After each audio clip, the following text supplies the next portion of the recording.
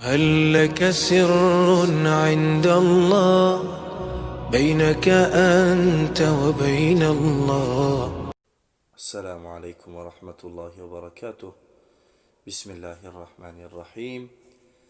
4 مرتبه دشمنان اسلام خواستند جسد مبارک رسول الله صلی الله علیه و سلم را از قبرش بیرون بیاورند و یکی از آن حادثه ها در زمانه پادشاه عادل نورالدین زنکی رحمه الله رخ داده بود.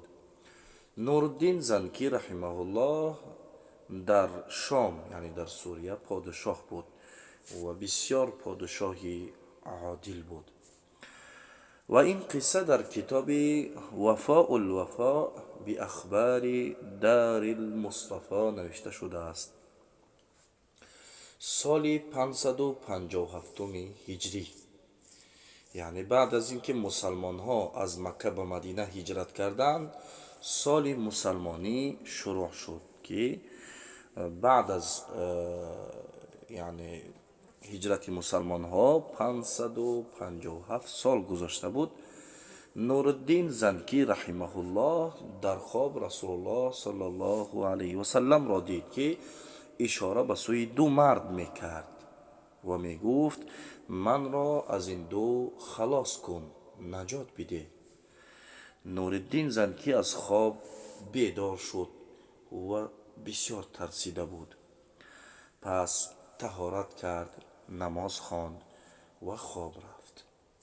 بار دوم هم خواب را دید، خیست، طهارت کرد، نماز خواند، خواب رفت. بار سوم باز خواب دید، بیدار شد. نورالدین زنکی رحمه الله وزیر بسیار صالح داشت، یعنی وزیرش مرد صالح بود. او را جمال الدین موصلی می نامیدند. نورالدین زنکی رحمه الله خواب خود را به وزیرش نقل کرد و وزیر گفت حتما به مدینه می رویم و تیاری دیدند، به سوی مدینه حرکت کردند. وقتی به مدینه منوره رسیدند، وزیر مردم مدینه را جمع کرد و گفت پادشاه یعنی نورالدین زنکی نیت زیارت یعنی رسول الله صلی الله علیه و سلم را دارد و با خود مال و پول زیاد آورده است برای صدقه. پس نامهای اهل مدینه را بنویسید تا که به هر کسی حقش داده شود. پس نامهای اهل مدینه را نوشتند و نورالدین زنکی رحمه الله به هر کسی مقدار معین از مال میداد و نظر میکرد که همان صفاتی که در خواب یعنی رسول الله صلی الله علیه و سلم با او گفته بود پیدا میشده باشد. به همه از مالی که آورده بود داده شد، ولی اون 2 نفر را ندید. پس نورالدین زنکی رحمه الله پرسید آیا کسی باقی مانده است که از مال صدقه نگرفته باشد؟ گفتند بله، 2 مرد مغربی هست، یعنی مغربی مردم مراکه. 2 مرد مغربی هستند که بسیار پرهیزگار هستند و از هیچ کسی مال نمیگیرند و بسیار یعنی با ثروت هستند و صدقه میکنند و روزه میگیرند. پادشاه گفت من میخواهم آن 2 را ببینم و آن 2 را به نزد نورالدین زنکی رحمه الله آوردند. وقتی آنها را دید، همان صفاتی که رسول الله صلی الله علیه و سلم به نورالدین زنکی اشاره کرده بود همان صفات را در آن 2 مرد دید. پادشاه پرسید از کجا هستید؟ گفتند از مغرب، برای حج آمده ایم و مدینه را اختیار کردیم و نزد مسجد رسول الله صلی الله علیه و سلم زیست و زندگی میکنیم. پادشاه گفت حقیقت را بگویید، چرا آمده اید؟ خاموش شدند. پس پرسید خانه این 2 در کجاست؟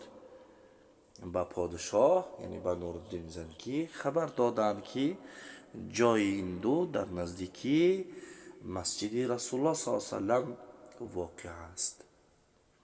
پس به خانه هر دوی اینها نورالدین زنکی رفت و هر دو را با خود برد.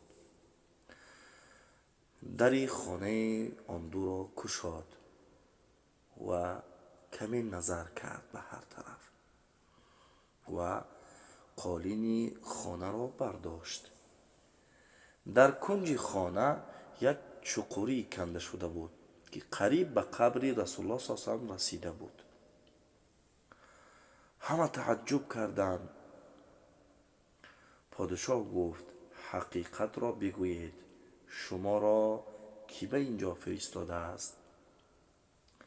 پس قائل شدند که آنها را نصرانی ها با پول و مال زیادی وعده کردند و آنها را به مدینه فرستادند با حاجیانی که از مغرب بودند تا که آنها جسد رسول الله صلی الله علیه و سلم را از قبرش بیرون بیاورند.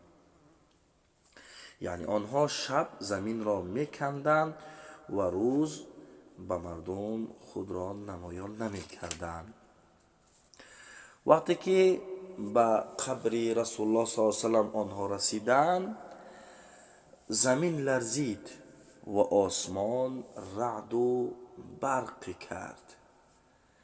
سحر همان شب نورالدین زنکی به مدینه رسید. وقتی گناه هر دوی آنها آشکار شد، پادشاه یعنی نورالدین زنکی رحمه الله گریه کرد و امر کرد گردن هر دوی آنها را بزنند.